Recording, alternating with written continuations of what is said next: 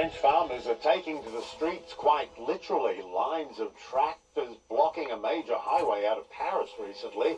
The farmers' grievances include the cost of fuel and competition from Ukrainian farms and produce. France is Europe's largest food producer, but other EU nations have seen similar demonstrations. And now the French farmers are threatening to use their tractors to barricade Paris on Monday. Cécile Douy is a professor of French studies at Stanford University. She joins me now.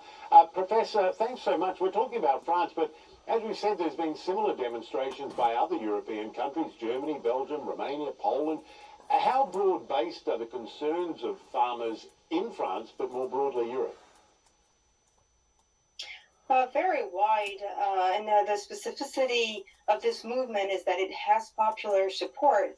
And even in a strange way, the government's support in France, even though this movement is, issuing requests toward the government, there is a general sentiment of being fed up with the amount of norms, regulations, and the very hard working conditions leading to very poor salaries. And this is throughout Europe. With the import of Ukrainian product and meat, it has accelerated this notion that European workers are not defended by their own governments and yet pressured to produce cleaner food with more norms and without any support. Yeah, with a lot more regulation. I mean, these protests within the agricultural sector in Europe, as we said, they're not new, of course. How much do these protests more broadly, I guess, shine a light on the bureaucratic nature of the EU and the difficulties in finding policies that will satisfy so many countries with perhaps different individual circumstances? Yeah, so I mean, the complaint that the European Union has been a manufacturer of norms across sectors is not new. It's been proclaimed for decades, actually.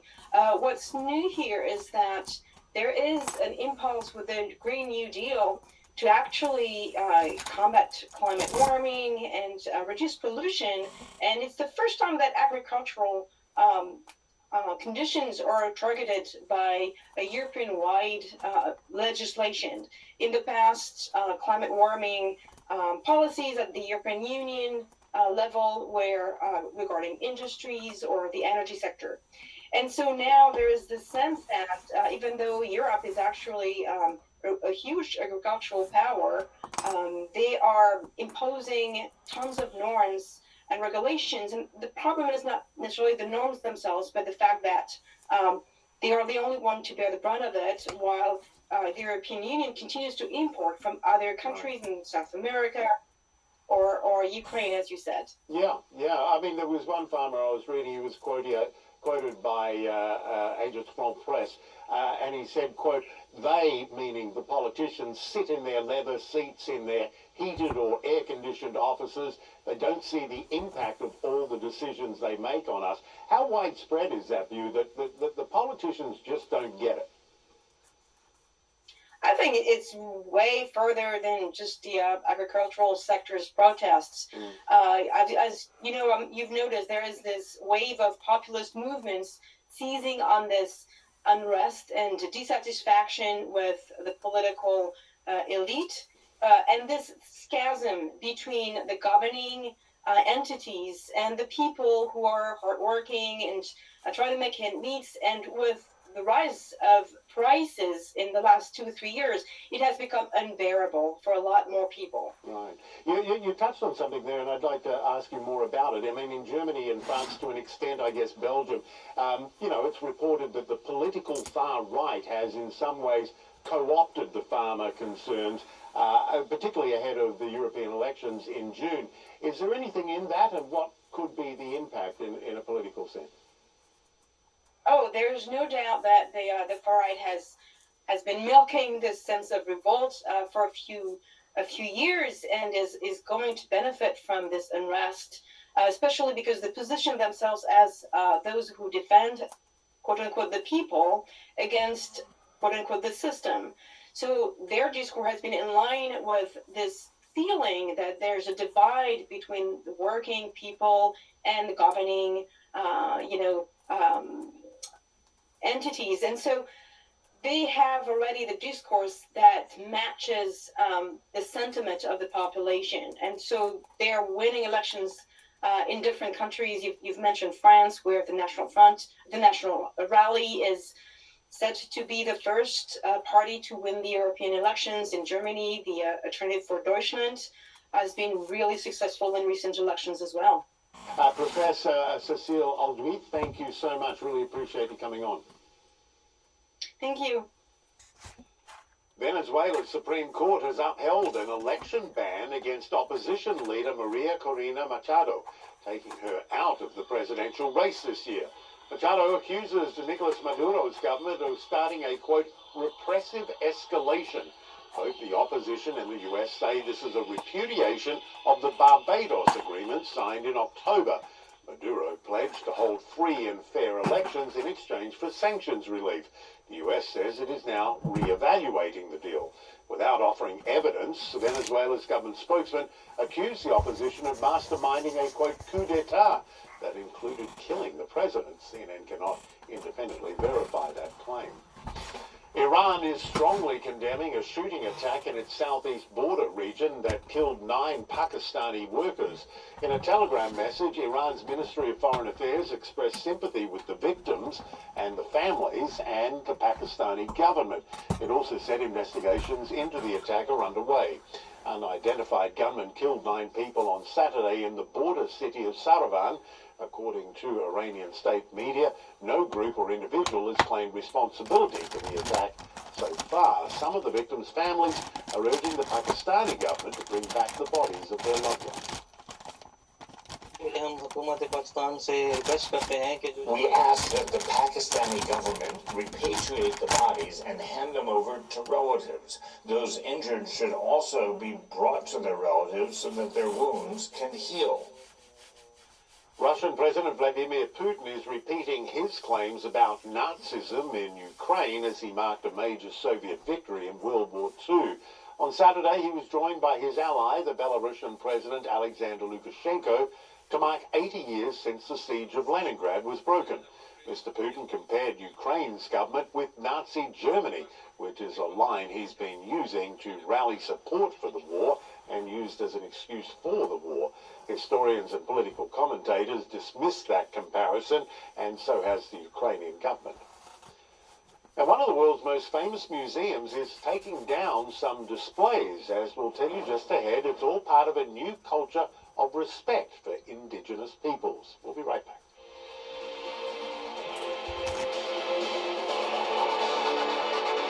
I want to back up just a little bit. I didn't get all this in regards towards the strikes and commotions going on with the farming community, the agriculture community over there in the England region. You know, this is all just part of Bible prophecy that it talks about in the last days, that there will be uprisings and there will be wars and rumors of because wars. they had been stripped and searched to ensure that neither they nor their clothing had any explosive devices. This is all just part of the prophecies out of the Bible where Jesus said that in the last days that there will be commotions, uprisings, there will be shortages, talks about famines, talks about pestilences. It talks about a great deal of things that's going to occur. And we have seen this again and again and again throughout various generations. I mean, just within my lifetime, we have seen it basically escalate at least 3 different times in the past 60 years. I'm soon to be 63. So what goes around comes back around. It seems like that every time somebody stands up, such as myself, towards preaching and teaching the last days, we see how society tries to refine-tune itself every time and to a broad degree compared to what the third world undeveloped countries was back 60 years ago whenever I was born, basically right before the assassination of JFK. The world in general has really taken a big swing in modernization, in trying to come out of the clinches and being into the latter 20th century into the 21st century. But if you get to looking at other factors of other countries that basically for some reason they have just snarled up to the degree that we don't see no headway pertaining to the way that they live, with the way that they think, with the way that they treat one another, with the way that they engineer things, with the way that they are supposed to sit down and discuss things and talk about things. And this is one of the reasons why I feel like that the global clash has occurred, beginning with COVID, of the Christmas present that North Korea kept preaching and teaching and telling the world about, that was coming our way during about halfway of Donald Trump's presidency. Because they seen what was fixing to happen. Because they was a part of it, pertaining to the COVID. Well, if you'll compile that with the wars, and if you'll compile that with what recently OPEC and the oil industries have done, and now everybody's trying to do an about face pertaining to the Green New Deal, pertaining to changing over, and it's just causing so many different clashes all over the world that it's not even funny. And I don't even think we've even scraped the bottom of the barrel yet in what we're actually going to witness in the final last days, regardless whether it's going to be coming from man-made entities or the force of nature entities. Because both, right now, has swung so far to the far center of the Pentagon. I've never seen so much drastic changes in so many people's attitudes just within the past 3 to 5 years. Now, I can go back, that I usually go back to, as far as 1988, whenever 9 tapes got dropped off to the White House that never was acted upon properly. But I can sure enough go back just right here in America. I mean, I would basically have to be Google to be able to figure out all these things in all these different countries and what's occurred since 1988 during the Superpowers Agreement. But I can just go back right here in America by looking and seeing what happened with various things that occurred in the late 80s leading into the 90s. And then, of course, 9/11. But now, if you really want to look at all the dots, look at the stuff that was going on in America that basically escalated. Not necessarily just Jerry Springer and how that people was laughing and mocking and having entertainment fun off of other people's miseries and heartaches. But look at all the paranormal involvement with the dark world that basically sprung up out of nowhere. And of course, if you really want to get technical and legal about it, it was in 1986 was whenever the Wiccans, that is a known occultist, become tax exempt in 1986. So we was already moving towards the direction that we're in right now. I personally believe going all the way back to the assassination of JFK back in the early 60s.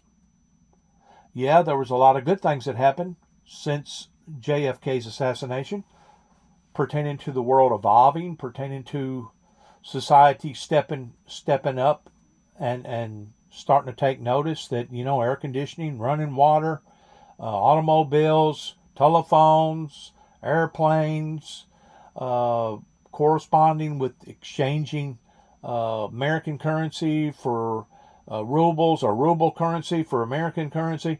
I mean, all these things was involving a more modernization planet, but at the same time, there was so many pockets, and it's not just third world pockets. It's right here in America too, as well, pertaining to the drugs and the culture of our roads depleting and our communities depleting, as well as our health depleting, and I could go on and on about what has occurred just within the past 30 plus years. I keep continually going back 30 plus years. If the truth be known, I should be going back to the 40th year, 1983, is basically whenever the scientists and the meteorologists started noticing a significant difference in our weather patterns towards the extremes. I mean, just yesterday it was 80 degrees in Washington, D.C., I think, or maybe the day before. And if you go back a week before that, it was like 5 below. Whenever you're going through these dramatic extremes, if it's this difficult for the humans to adjust, pretending to going through these transformations, how hard do you think it is for Mother Nature to go through these transformations? The deer, the turkey, the rabbit, the squirrel. And these are just some of the wildlife animals that we have over here. You could go into other parts of the world that is just absolutely unimaginable in what the animal kingdom has to deal with regarding these imbalances that's happening with Mother Nature. Once more, this is all critical regarding end-time biblical Bible prophecies that even Jesus said would be the sorrows of the beginning of the Great Tribulation period. And unless we're smart enough to identify that, and unless we're smart enough to work our way out of all this, we are heading, as a global society, towards Great Tribulation. Now, in certain areas, we may have picked up and straightened up. We may think that we're doing well over here, but we're not doing so well over there. Or maybe in another country somewhere that they're doing okay, but they're not doing okay over there. By and large, there is a trajectory happening right now that I feel like just about anybody, you don't have to be a scientist, you don't have to be an Einstein, you don't have to be somebody enriched in biblical Bible prophecies pertaining to theologians. I think just about anybody who pays attention to world events on the news in regards to what's happening all over the planet will be able to tell you that it's as if all of a sudden somebody throwed a monkey wrench in the works, and now everything is starting to go bonkers. Everything is starting to go bonkers. The trajectory that the world is on right now is extremely, very dangerous. Whenever we went through those 2 or 3 events that was similar to the one that we're going through right now, but not necessarily on this large of a scale,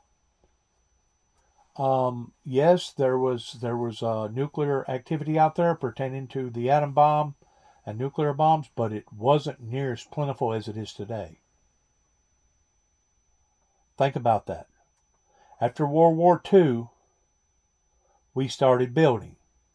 After World War II, our scientists got together and we started splitting the atom, and we started doing this and doing that, and we started putting men up on the moon in the 50s and going into outer space and or in the 60s, and we have really, really evolved in certain ways. But in other ways, there's other pockets of the planet that hadn't evolved at all.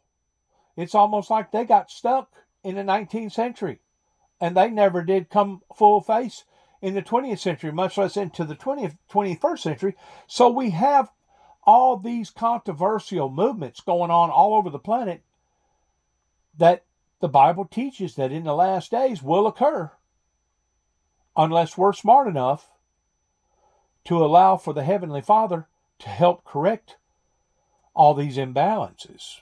Weapons on them, and they said that they were about to be placed on a heated bus and taken to a detention facility where they would be provided with actual clothing.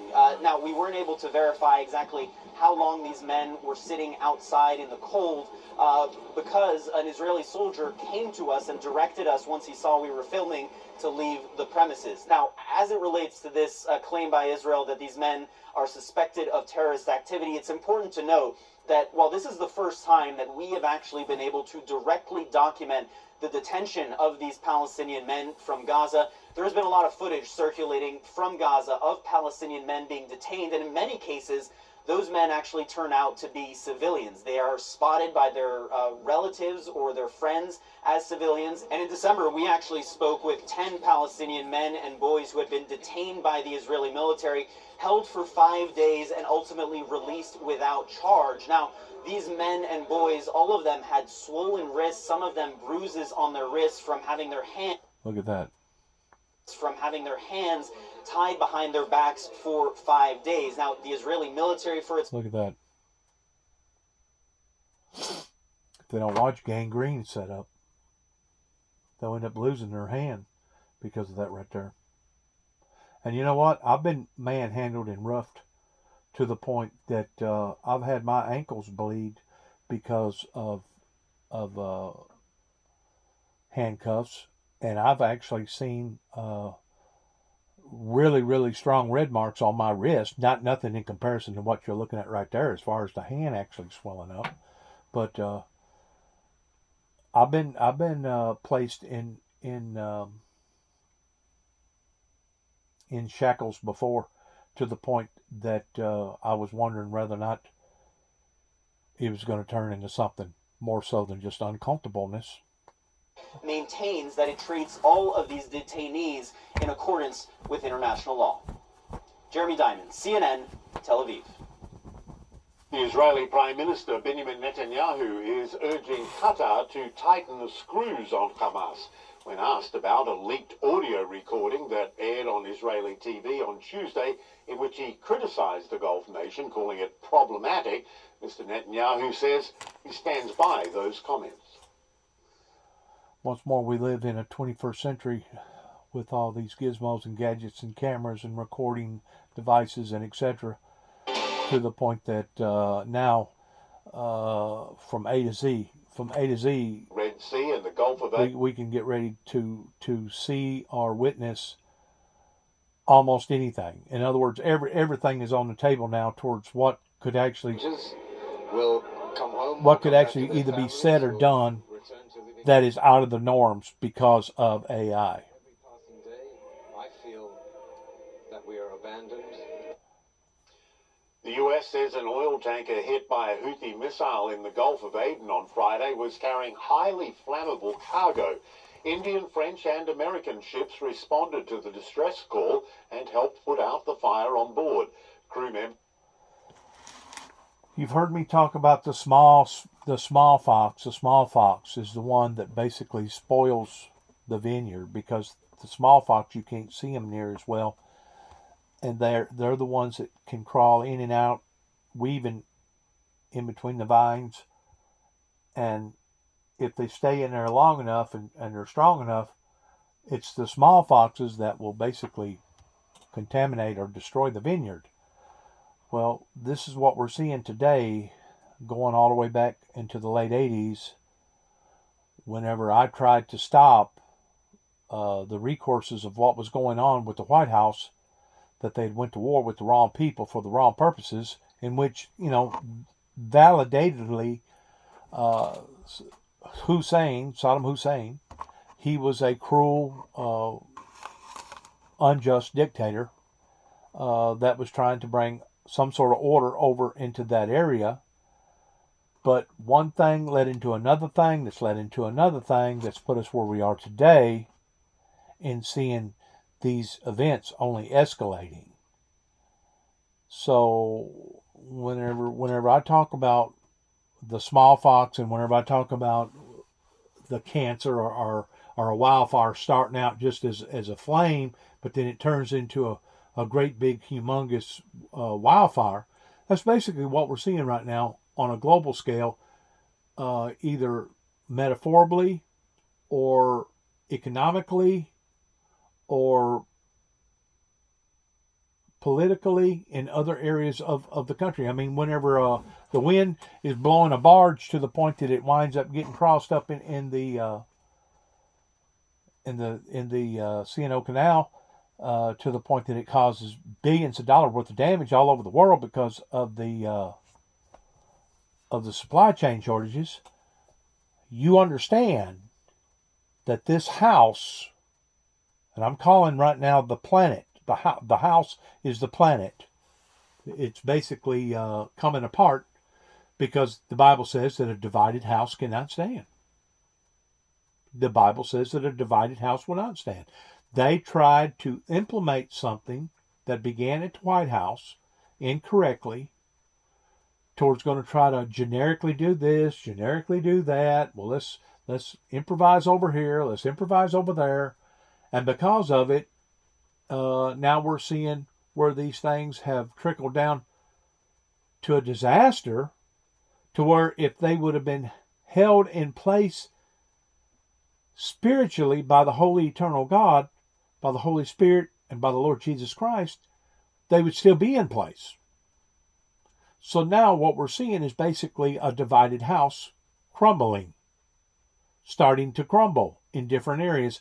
And if you're not on top of your game towards watching the news and seeing all these different chain of events that's happening all over the world, well, then that's no one's fault but your own.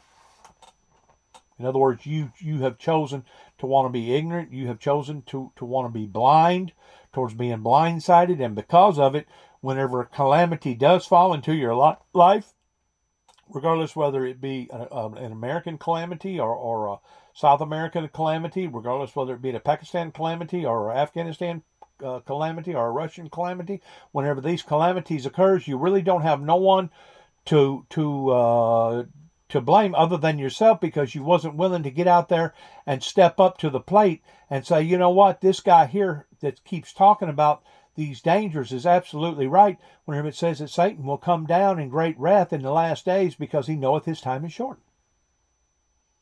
And you can look at that, you can paraphrase that by saying that Satan will come down or Satan will rise up in the last days because he knoweth his time is short. And of course, whenever you have AI that's thrown into the mix, you basically got a formula of catastrophe. Crew members are reported to be okay, and the ship's operator says it is sailing towards a safe harbour. Despite continued warnings and strikes from the US, Iranian-backed Houthi rebels in Yemen continue to attack ships in the Red Sea and the Gulf of Aden, saying it's in support of the Palestinian people in Gaza. Still to come on the programme, French farmers pointing their tractors towards Paris, threatening a blockade of the city if they don't get their way. We'll look at why similar protests are playing out all across Europe. All across Europe. In other words, they're becoming unified. How and why are they becoming unified? Because of social media, because of AI. That's why. And we're going to see more of these uprisings or outlandish occurrences that's going to happen, that our politicians, those that's wearing suits and ties, those that's supposed to have been the smart ones, the educated ones, those was the ones that basically has allowed for this to come into our lives and infiltrate our safety and our privacy, that now inevitably we're all having to pay for because it wasn't handled properly on the front end.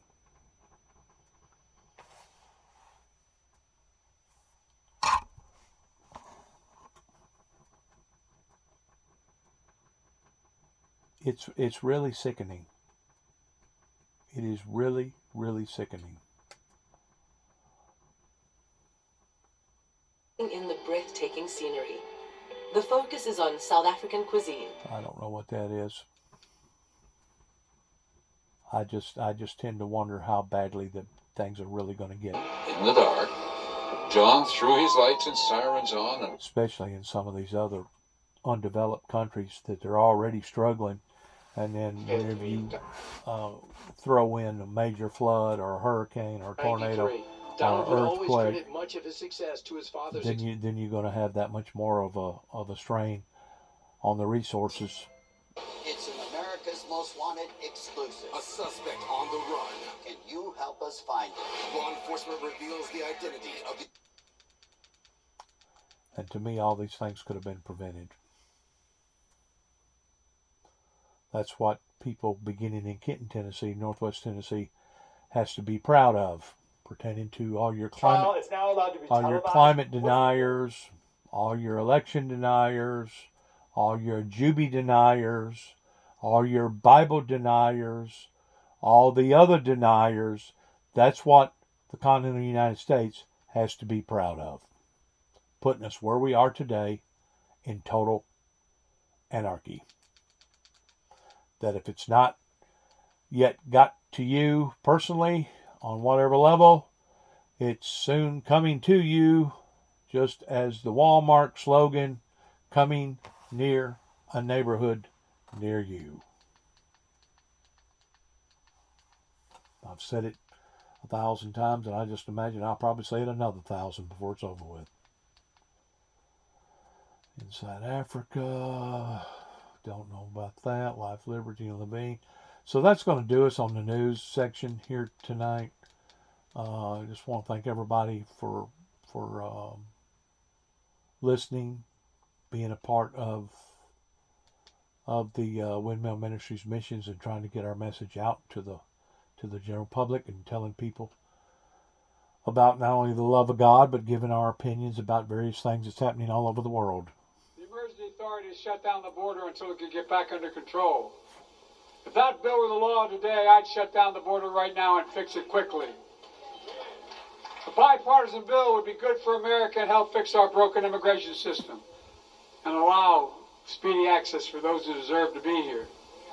And Congress needs to get it done. Folks, we're just getting started. That's why I'm so optimistic about our future. 40,000 projects across America and counting. Rebuilding our roads and our bridges. Affordable high-speed internet everywhere in America.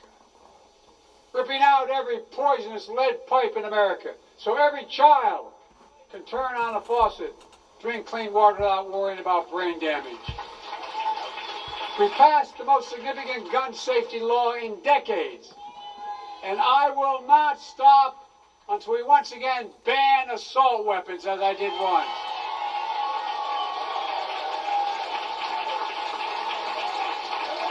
Now look, I want you to imagine the future nightmare if Trump's back in office. I'm serious. Given the nightmare when he was in office, you know what is likely to come. Trump and his MAGA friends are trying again to get rid of the Affordable Care Act and ripping away the protections you have under that, even if you have a pre-existing condition. I won't let that happen. Are you with me? I will not let that happen. And instead of saving Social Security for working people in the middle class, although he said he wanted to get rid of it or change it, cut it drastically, he now says he's for it, but guess what? Trump and his MAGA friends will give another massive tax break to the super wealthy, the biggest corporations. I won't let that happen. Folks, I know you're with me. I know this. Trump and his MAGA friends are determined to take away your freedoms, like the freedom to vote. Trump brags about taking away a woman's freedom to choose. And now they're hatching a plan for a national ban. A national ban. I won't let that happen. Are you with me? I've made it clear. If MAGA Republicans try to pass a national ban on abortion, I will veto it and consider that a promise made, and a promise will be kept. And if you re-elect me and Kamala with a Democratic House and a bigger majority in the Senate this November, imagine a future where we restore Roe v. Wade as the law of the land again. A promise made, and a promise will be kept. Let me close with this. A few weeks ago.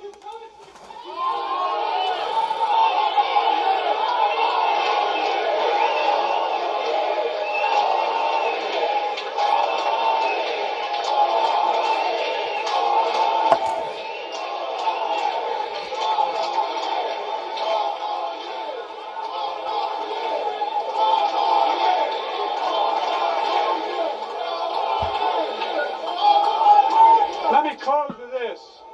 A few weeks ago, along with Jim, I spoke at Mother Emanuel Church in Charleston. I said there are extreme and dangerous forces at work in this country, dividing us, not uniting us, dragging us back to the past instead of leading us to a future, refusing to accept the results of legitimate elections, seeking, as Trump says, to terminate the Constitution, embracing political violence and white supremacy. I said in Charleston, there's a second lost cause emerging in America. The first lost cause perpetuated the lie that slavery wasn't the cause of the Civil War. And we've been paying a price for that lie for generations. The second lost cause is Trump's big lie that the 2020 election was stolen. We cannot allow that lie to live either because it threatens our very democracy. Folks, there are truth and there are lies. Lies told for power. Lies told for profit. We must call out these lies with a voice that is clear and unyielding. The Bible teaches we shall know the truth, and the truth shall set us free. My friends, we must speak the truth that America, we still believe in honesty, decency, dignity, respect. We believe we're all created equal and deserve to be treated equally throughout our lives. We leave no one behind. Everyone deserves a fair shot. We give hate no safe harbor. And we stand against evil of racism, the poison of white supremacy, today, tomorrow, and always. And we will live in the light, not darkness. We'll stand with the truth and defeat the lies. And when we do, we'll be able to look back and say something few generations have been able to say. America's democracy was at risk, and we saved it. Are you with me? Let's finish what we started. February 3rd is your primary. The first in the nation. Organize. Mobilize. Vote. Let's remember who we are. We're the United States of America. And there's nothing beyond our capacity if we stand together. God bless you all, and may God protect our troops. Thank you, thank you, thank you. Like I was saying, total chaos. You don't know who to trust. You don't know who to believe. The American people have been lied to again and again and again. We're $36 trillion in debt. They can't control even parts of our country, much less all of our country. It's a trajectory of doom. You can look at it from a national aspect, or you can look at it from an international aspect, but it points all in the opposite direction of peace and utopia, and this is what the world gets whenever you have a rebellion that began in 1988 when 9 tapes went to the White House. I cannot explicitly be so abrupt with that message of it being so true. That was basically the camel that broke that was basically the straw that broke the camel's back. Was in 1988. Because the founder of the Windmill Ministries had been struggling, had been out there in the eyes of the general public again and again and again, in different areas all over the countryside. And it seemed like every time that the ministry stood up, the ministry got knocked down. Every time the ministry stood up, the ministry got knocked down. So the founder had to start playing dead man's bluff. Because whenever the heat got too hot, he had to shut up and sit down. Well, now, 30 plus years later, look at where the heat is now. Look at who's playing with the Ring of Fire now. I'm hunkering down.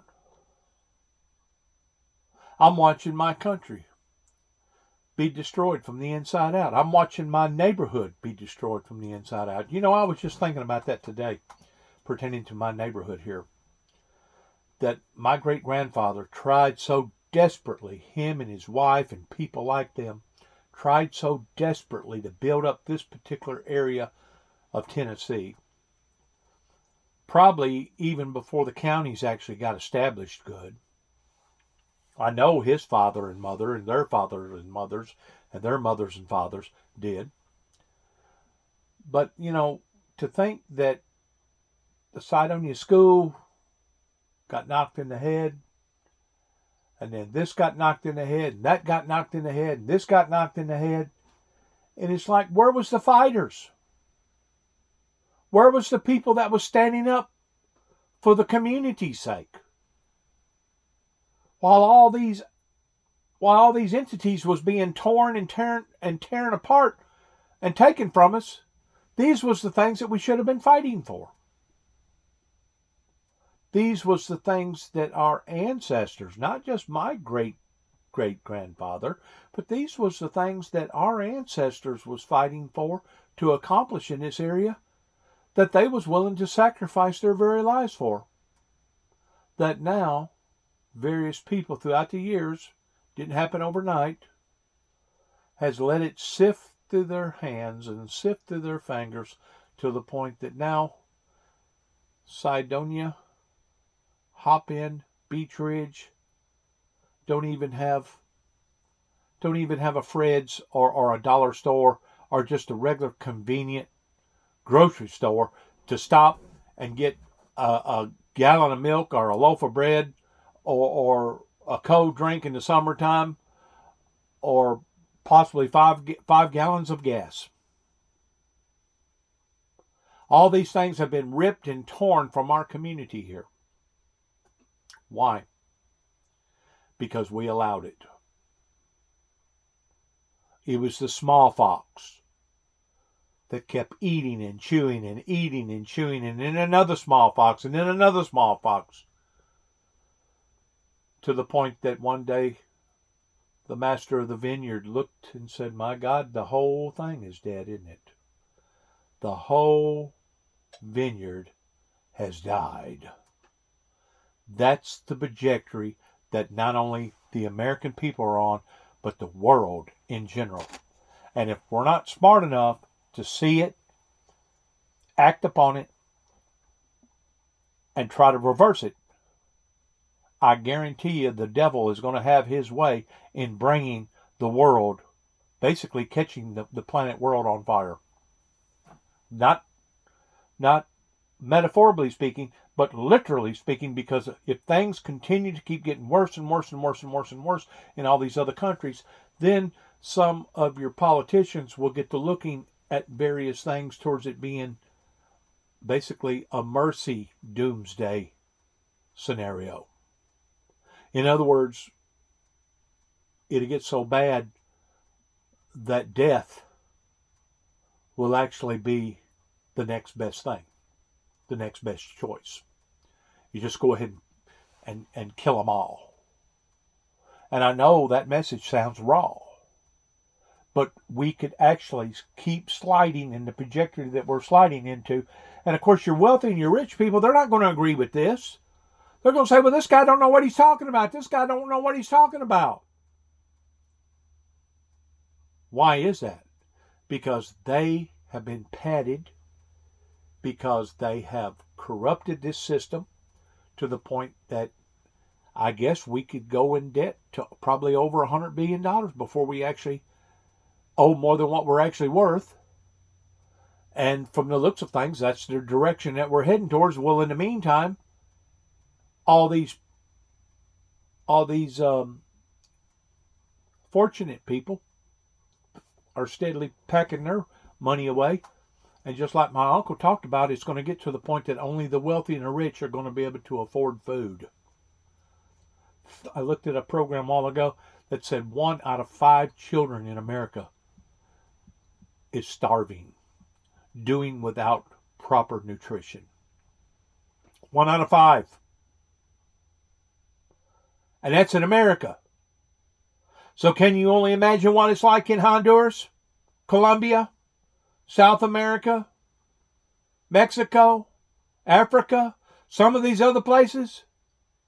It ain't 1 out of 5 in some of these areas. It's probably 4 out of 5 that are doing without proper nutrition, doing without proper education, doing without proper clothing, doing without proper housing, doing without proper medical aid, doing without, suffering in misery. Why? Because of the hases that want to continue to have what they have, why the has-nots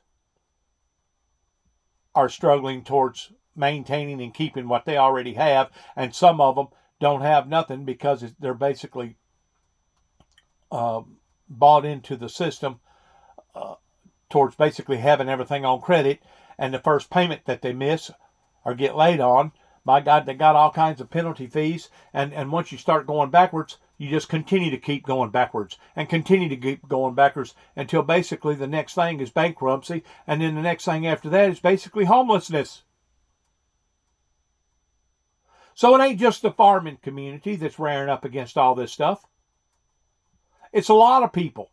Because of why? Because the professional people, those that claim that they had all the answers to all the questions, that they had the solution to the problems, have led us down this endless road of doom and gloom. But yet, no, they still have their jobs. They still have their positions. That's what they're doing over there in the Europe area, towards raising up against these politicians that's made all these policies and all these rules, and they're still being fed, while the rest of us is struggling.